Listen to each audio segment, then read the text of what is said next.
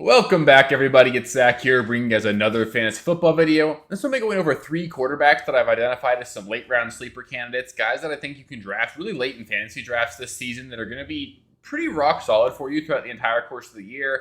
These are guys that are going all outside of the top 15 at the position, so you're not necessarily drafting them to be your quarterback one necessarily, but I think that you're going to get some pretty solid production from these guys, and I think it's really an opportunity here to find a late round value at quarterback that's going to be able to hold you over every single week and allows you to invest capital elsewhere during the course of the rest of your draft. So really fun looking at these players. Again, these aren't guys that I necessarily think can finish as the quarterback one or anything, but these are guys that I think have a lot of weekly upside. And I think in general this year, more than any of the recent years, there's a ton of just real depth at the quarterback position. I think there's an argument to be made. There's like 20 quarterbacks deep that you could feel pretty good about starting in week one here. So pretty stoked about these guys. If you guys have any players I don't mention, let me know in the comments. I love hearing what you guys have to say there. And yeah, let's get into it. Hopefully you guys enjoy.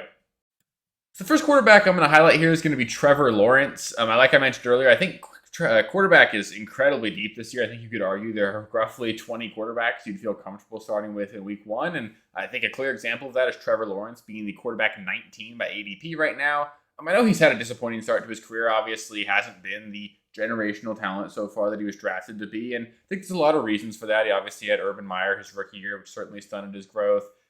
Hasn't really been able to stay completely healthy either the last couple of years as well. And then on top of that, this has not necessarily been a team that gave him a ton of high-end weapons. Like I know you had Christian Kirk, Gabe Davis, Evan Ingram. Like none of these guys are special players by any means. And right now, he finally has the best passing group he's had ever since he's entered the league. He's obviously got Brian Thomas, who's a superstar already. You got Travis Hunter coming in, who's going to be immediately a really high-end wide receiver too. And if he ends up hitting, like he certainly has the upside to being drafted number 2 overall, there's the potential here for this to be the best tandem at wide receiver in the entire NFL. There's a lot of really good ones. You got Higgins and Jamar Chase and stuff like that. But this is a wide receiver duo that really could compete to be that good.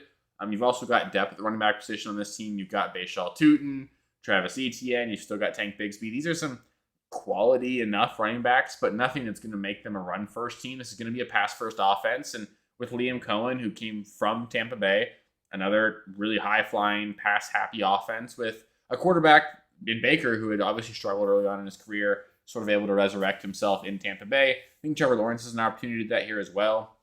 He also offers sort of like an underrated floor as a rusher. He had 300 to 400 rushing yards per season until losing last year to injury, so I don't really want to highlight that one. But even if we include last year, he still averages 3.5 rushing touchdowns per season. That's a really solid floor for a guy. Like that's way more than what you're going to get out of a Dak Prescott or a Jared Goff. So there's actually a pretty solid rushing floor there. And then I think there's just a lot of reason to be excited about this. Like you obviously got De'Ami Brown coming over. There's great weapons. I think Trevor Lawrence still has some talent. If he can stay healthy, this could be the best offensive system he's been a part of. And again, I think this defense still sucks. So they're going to have to put up points if they want to win any games. And I think Trevor Lawrence has a chance to help them do that. So I like him quite a bit. He's a guy that I think you can start early on if you need to. And he does have some legitimate high-end upside if things break right for him. Next up, we got Geno Smith. This was a tough one for me because I was considering including him as like a value draft pick later on in a video I go over later. But I just wanted to highlight him. He's been on my mind a little bit lately.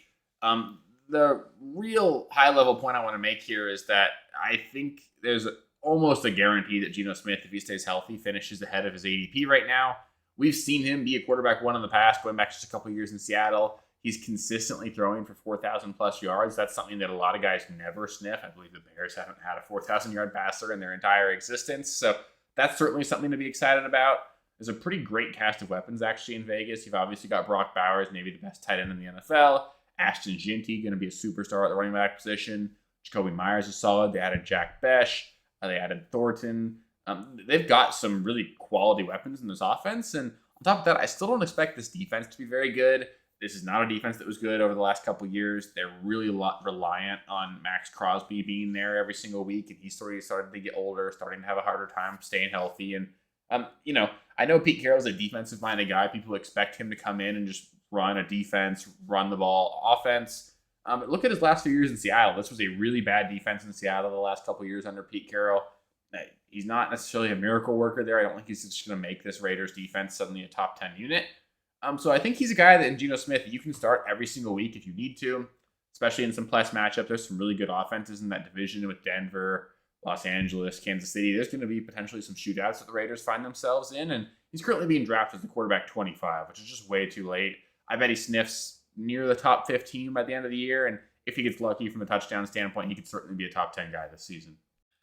And the last quarterback I want to highlight here is going to be Bryce Young. And I actually think Bryce Young might have the most upside of any of the guys I talked about here in this video. He offers some sneaky rushing upside, had 250 rushing yards last season, 6 rushing touchdowns. That's really surprising for a guy who, you look at Bryce Young, he doesn't look like a guy that's going to be really utilized near the goal line, but they were running read option and stuff with him. He is a capable runner, and we saw it last season, didn't play a full season, and still put up a lot of fantasy production on the ground.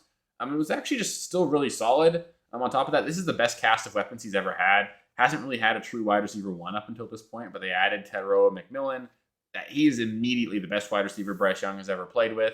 Really talented. Go up and get it guy. He's going to be a great weapon for him. You still have Adam Thielen. I like Jalen Coker a lot. Xavier Legette is there. Jatavion Sanders. Maybe should have mentioned him in my tight end sleeper video, but I like him. He's an athletic young tight end. There are plenty of pieces in this offense. You've got Chuba, who's a great pass catcher and a great running back.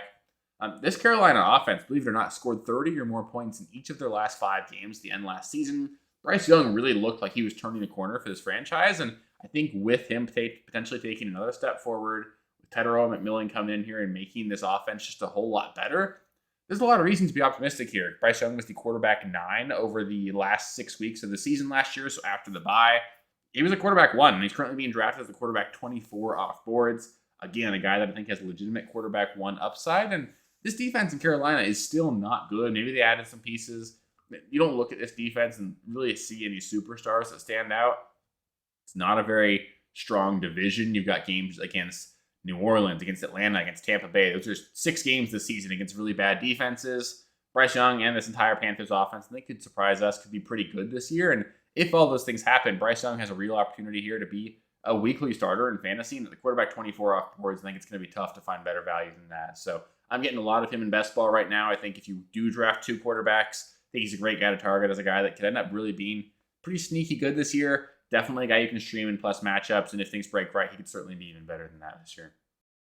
That'll do it for all of the sleeper videos I've gone through here. I just finished up the quarterback video here. We obviously put out the tight end, wide receiver, and running back videos earlier, so if you haven't seen those, I highly recommend you guys go watch those. Up next, I'll be going over some busts at each position as well, so stay tuned for those videos. If you haven't already, which you really should have by now, please subscribe to the channel. There are going to be 3 or more videos every single week the entire rest of the offseason. There will be even more than that during the regular season. If you do stick around all year long, we're going to win some championships together. So highly recommend you guys do that. If you're already subscribed and you made it this far in the video, hopefully I helped you out. So if you just help me out with giving me a thumbs up there, it really helps with the algorithm and all that. And yeah, really appreciate you guys. It's been a lot of fun. We're getting into July now, so people are going to be drafting before we know it, and I think we're going to have a lot of fun here, and I'm getting super stoked for football. So appreciate you guys, and I'll catch you with the next one.